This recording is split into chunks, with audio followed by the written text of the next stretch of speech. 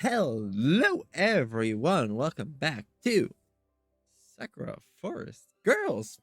We are back now. So, we hit this up right now.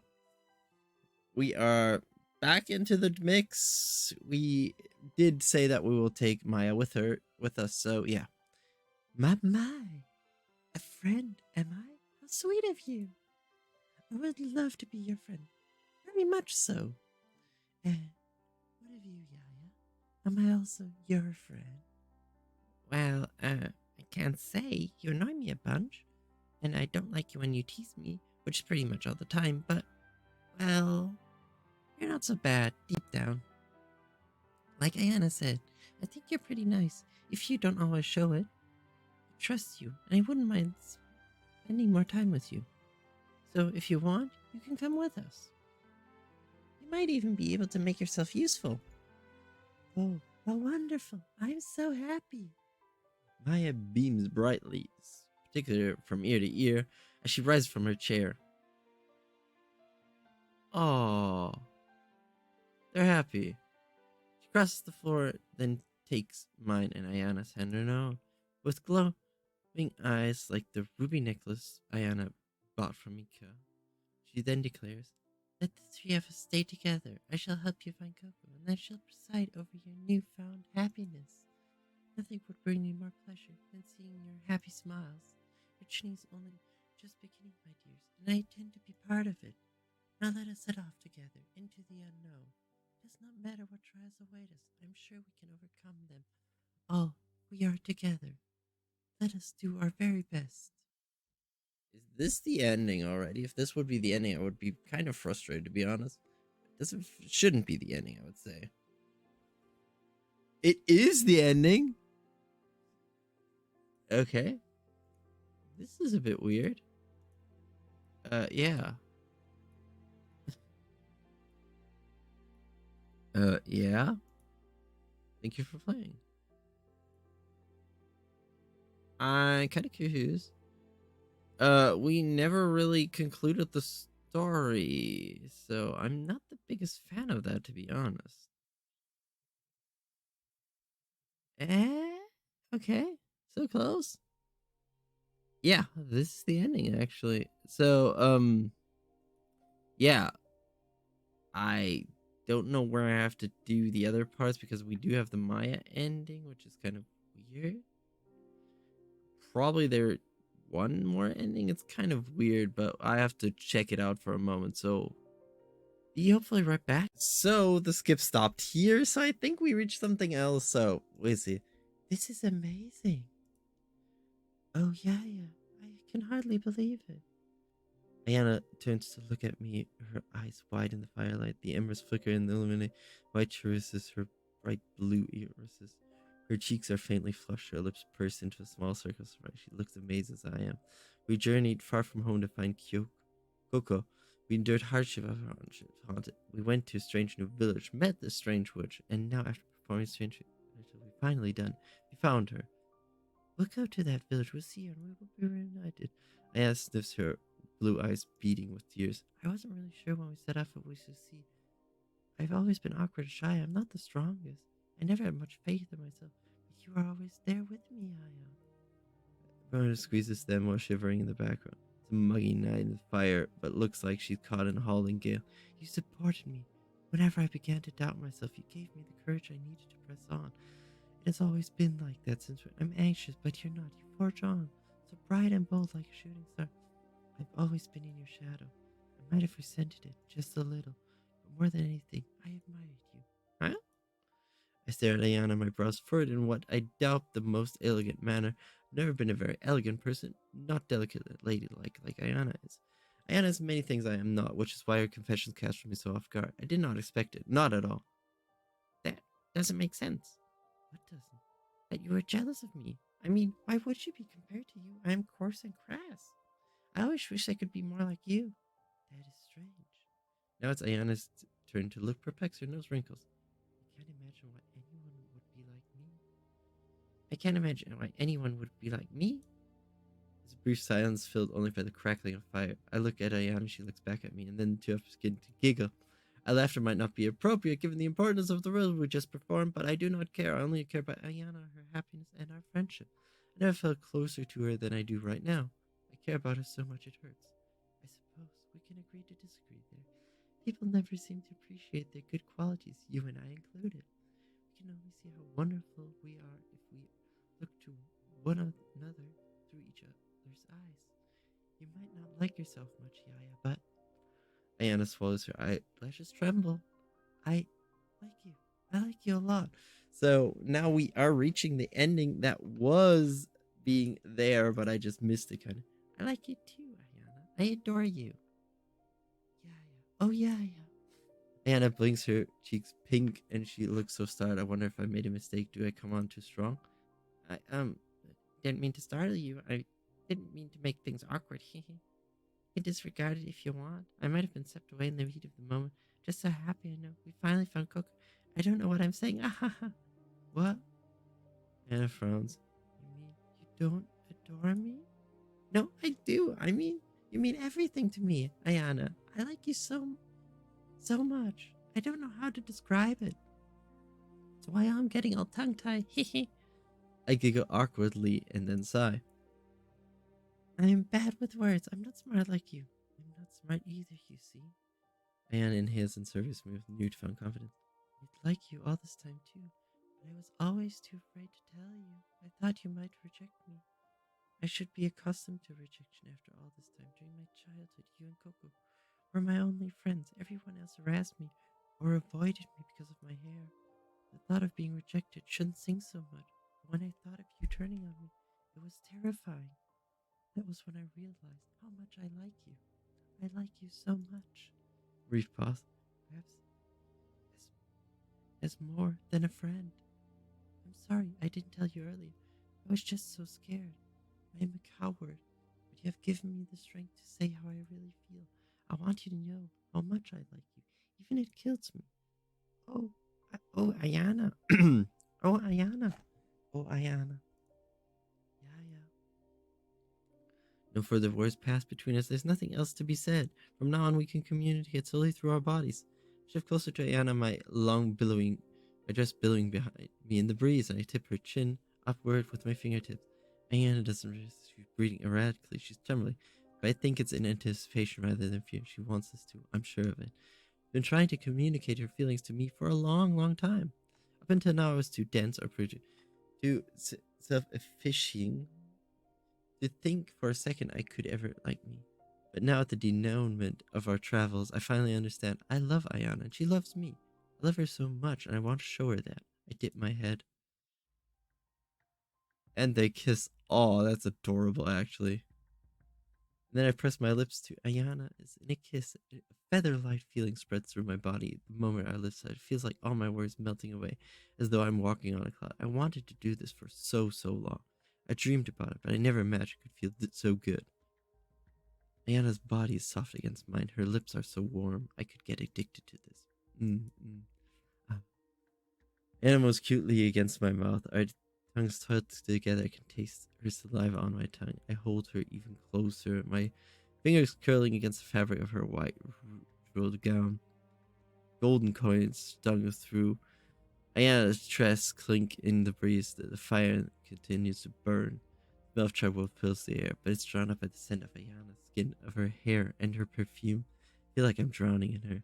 Our bodies clutch closer together, hunger to taste more of her. I want to claim her over and over again.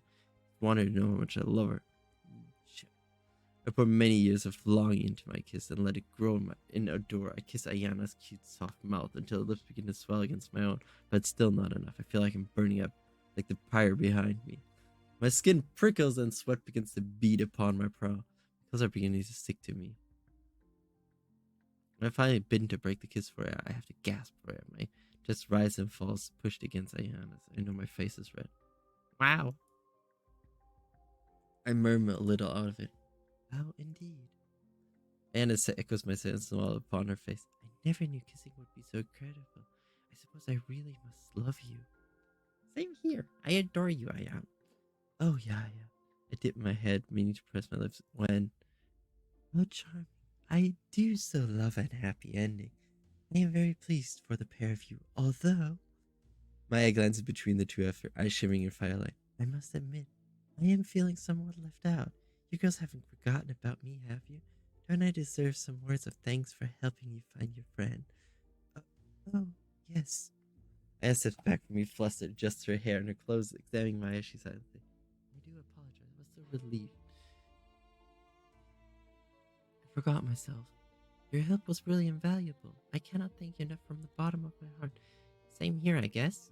I murmur, my half fixated by the lowering of the wind and crackling of the nearby blaze. Let's just tingling from whence Ayana's pressed hers to mine, my heart is beating like a drum within my breast. I feel so full up of happiness. I'm afraid it might spill over with the slightest movement. It's hard for me to spare a thought for Maya, given my current state, but the fact remains she did help us. If it were not for her, we would have never learned where Coco is, and Ayana, overcome with feelings, would never press her lips to mine. She kissed me. Surely that means she cares for me. Clear my throat and observe anew. Her hair shines in multiple figures. She looks smoother and melted out. I know we got off on the wrong foot, and I know I acted rudely towards you. But I think I was wrong about you. You're not a bad person after all. You're just an unusual one. Thank you for helping us. I really do appreciate it. I bow deeply before my, as Ayana dope the can feel the depth of my feelings, even if my words cannot. But my. Maya titters. Well, I appreciate this sentiment. You do not need to scrape or grovel before me. You're making me feel uneasy. Really? I frown. I assumed you'd be in that kind of thing. You always act so superior. That's because I am superior. Well, I am well aware of my status is more exalted than that of an ordinary human's. You do not need to remind me of it. Oh dear, I wanted to show how grateful I was, but I seem I made a mistake. I'm sorry if this is not what you wanted. Indeed, it is not. Your gratitude is appreciated, but I would be preferred being showered in affection of a different variety. What do you mean? Knowing you, I bet it's something lewd. How cruel you are, Miss Warrior. There's nothing at all lewd about coming together of women such as ourselves. So, it is lewd? I sighed. I should have known. What do you want me to do for you? Shall I lick your toes? They're probably dirty, but I can cope with at least that much. You did find Coco, after all. As you said, you deserve somewhat of a reward. I do not want to be used as a turgan, though that was humiliating. So being sat on is a step too far for you, warrior, but you wouldn't mind trailing your tongue all across my tiny toes? Do you have a foot fetish? No. I retorted a bit loudly with your hand. I mean, I don't think so. I don't spend a lot of time thinking about people's feet, unless we're talking about Anna's feet. I do find her toes very adorable indeed. The smooth curves of her soles are to die for. Of course. I don't think I'd mind licking them. In fact, it would be my honor. Maybe Maya was onto something when she says I have a foot fetish, or maybe the excitement of the night's getting to my head.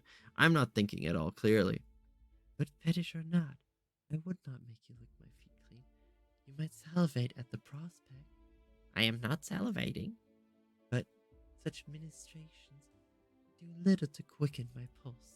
I fear your clumsy attempts would procure nothing for me but laughter. Ah, does that mean you're ticklish? I will neither confirm nor deny it. Maya smiling enigmatically, as per usual, but I think she lets slip quite a crucial piece of information. Unflappable though Maya acts, it does seem like her feet are her weak spot. I would never have thought a woman like Maya would have such a sizable chink in her armor. I might have to take advantage of that someday. I do not wish you to worship my feet, nor to bow before me. Such displays of respect would feel inappropriate somehow. Inappropriate? I snorted. Since when have you cared about that? You're one of the most inappropriate people I've ever met. I know. I'm very aware of the hypocrisy, but though I enjoy teasing pretty girls, I no longer wish for you to demean yourselves before me. Now that would be a first. It's strange for me, too. But after watching you embrace one another so happily, I've come to a conclusion. Maya inhales when she next speaks. Her voice is softer than usual. It's quite devoid of its usual teasing tone. Sounds gentler, more compassionate, almost motherly. I am a selfish person. When I aided others in the past, it was only to alleviate my own boredom. I possessed no strong feelings towards any of my clients. I have lived for many, many years, and I believe this suited me, till I met the pair of you. Unwittingly, I became entrenched in your life. Your worries were in mine, as were your hopes. I wanted you to find your friend so that you could smile without restraint. And now that it has happened, I feel relieved on your behalves. Maya draws another breath, one hand resting upon her chest. You girls are childhood friends. You have known one another for many, many years. I, meanwhile, am a relative stranger. I have not spent much time together, but if I may, I would like if you would allow me to share in your jubilation, not as your superior, but as your equal. I would like to be your friend, or perhaps your lover. Do you think you would allow such a thing? I am not lying when I say, though I know not how, I have grown to care for you. Maya. Anna blinks, her face flushed. She observes Maya and her blue bright. Are you trying to say that you love us? What, really? There's no way. Well, I wonder. Why, somberly, love is something of a foreign concept to me, I am afraid. I have lived many years, but cannot profess ever feeling such tender emotions for another. The few relationships I have experienced have been brief and unsatisfying. I was quick to find faults and flaws, and soon I became tired of the whole thing. I did not think I was capable of feeling love, not towards people who would use me for their own gain. I told myself that you humans were all selfish and self-serving. But you girls have proven me wrong. Perhaps I could grow to love you in time. If you would let me, that is. Maya quivers as she posits this question to us. Her face flushes. It's rare for Maya to appear so unsure of herself. She's almost like a different one. One not so old nor so jaded. She shrugged off all the pomp with which she obscured herself, and beneath the grandiose act I see Maya for what she is. Possesses untold magic, but she was born as a human, like Ayana and I. She is not so half frightening as I once thought, and I think deep down she must have been lonely. She's been living in her hut for years, her only company of that people who demand her advice. She does not have any real friend, nor has she never been in love. For all her airs and graces, she might be more inexperienced than I am. And this knowledge makes me care for Maya in a manner I never before knew I could. When we first met, I thought her unbearable, and I think I might be quite fond of her. She has a shy, insecure side like any other person. It's so adorable. For a human, I cannot help but smile. Of course we'll let you love you, won't we, Ayana? Ayana nods as she knew, smiling gently all the while. I am flattered that you have grown to care for us so deeply, No, Maya. I am unsure we are worthy of your affection, being two very ordinary humans, but I'm pleased to hear such kind words. If being with us can alleviate your loneliness, then we shall welcome you with open arms. I really do appreciate all the help you have given us. I really do care for you. Same here. If Ayana has no problem, then neither do I. Gotta say though, this is pretty strange. I never knew you had such a cute side. I lope over to Maya, then roughly ruffle her the top of her head as she did to me in the past. I cannot wait to hear all the cute moans you make. I bet they'll sound really adorable. Do you have anything else? Oh, Ayana. Press my lips over and over, soft. When I nip her lower lip, she whimpers. Our tongue coiled together, I drink her saliva. This is my imagination, but it tastes sweet. My heart pounds all the while, my whole body tingles. My toes, which are bare, curl against the grass, which thickens my soles. Moans against my mouth, her noises are mostly muffled by my tongue, but she sounds no less adorable. I want to keep touching her, kissing her, adoring her. I've dreamed about this for so long, and finally it's happening. We are really together.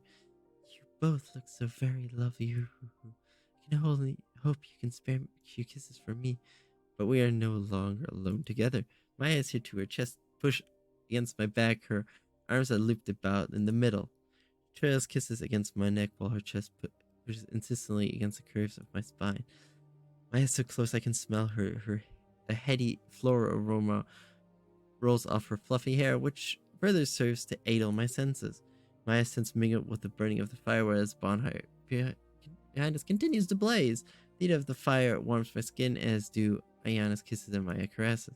Feels like I'm being enveloped from all sides. I melt beneath the waves of pleasure, sighing and moaning as my lips meet Ayana's over and over again. Beneath our tongues tangled together, I drink up her saliva like nectar. Three of us are still in a ritual clothes, an unfamiliar fabric which drapes me flutters in the breeze as does my hair. Golden coins around my head clink. They feel cool against my flushed skin. I'm dressed in clothes I would normally never normally wear. Doing something I Heathrow only fantasized of. It really does feel like a dream. You are so cute. I could watch you all night. Ooh, ooh, ooh. I wonder if I can tease more cries from you. Rub, rub. Ah, I know, but I know Maya's fingers sink into my skin. It isn't. This is my newfound reality. After a long journey replete with hardships, Ayana were able to finally locate Coco. Swept away by her relief, Ayana pressed her lips onto mine. She confided me in her feelings, and so too did Maya. Ayana loves me, and I think Maya does too. I'm still not entirely sure when it comes to that witch, and I don't know if she is either. Her words are slippery, and she's hard to read. Your skin is so soft and plush. Kneading is awfully fun. I feel like I'm baking bread. Her actions speak for themselves. Continues to caress me while my mouth seek out. Ayana's with mounting desperation. I didn't expect the night to conclude as it has, but I'm happy nonetheless. I have not felt this relaxed in a long while, and I owe it both to Ayana and Maya. I do really care about them. And with that, we've achieved everything, so we will have our traveling, I think. We'll skip a bit forward. Yeah, it just skips good. So we hit the ending then again. Yeah. So we did reach a bit. I'm probably going to cut out a bit. But all in all, it was an interesting game. I still feel like the ending is a bit lackluster. And I hope there's a sequel soon because it really does feel like we're missing a teeny tiny bit. A teeny tiny bit. But with that, we are done with this. So thank you so much for watching. Like and subscribe if you want to. And hope to see you in the next one. Bye bye.